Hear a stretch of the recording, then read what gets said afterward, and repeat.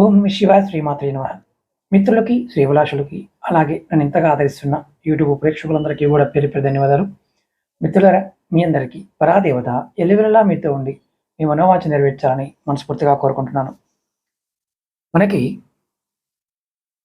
మార్చి 3వ తారీఖు చంద్రగ్రహణం ఉంది. ఆ రోజు పౌర్ణమి, హోలీ పండగ రోజు.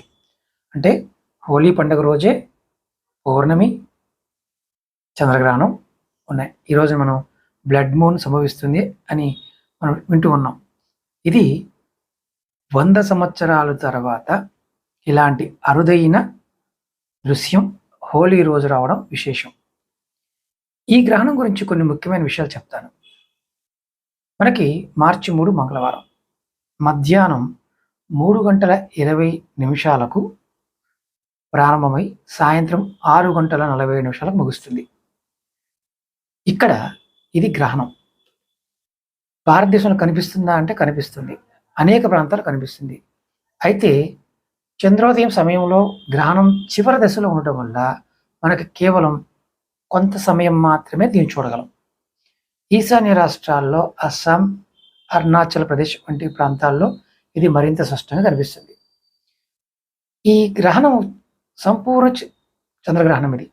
ఈ సమయంలో చంద్రుడు మనకి భూమి నీడలోకి వెళ్తూ ఉంటాడు. కాబట్టి ఆ సమయంలో ఎరుపు రంగులో కనిపిస్తాడు. దీన్ని బ్లడ్ మూన్ అని కూడా పిలుస్తారు. మనకి హోలీ పండుగ మీద ఎటువంటి ప్రభావం ఉంటుంది? చంద్రగ్రహణ కారణంగా మార్చి 3న సూతకం. సాధారణంగా గ్రహణ సమయంలో పూజలు కానీ శుభకార్యాలు చేయరు కూడా. అలాగే హోలికా దహనం అంటే మన గ్రహణం మరియు భద్రకాల కారణంగా చాలా ప్రాంతాల్లో హోలికా దహనాన్ని మార్చి 2వ తేదీ రాత్రి లేదా మార్చి 3వ తేదీ తెల్లవారుజామున అంటే సూతకం ప్రారంభానికి ముందే నిర్వహిస్తారు.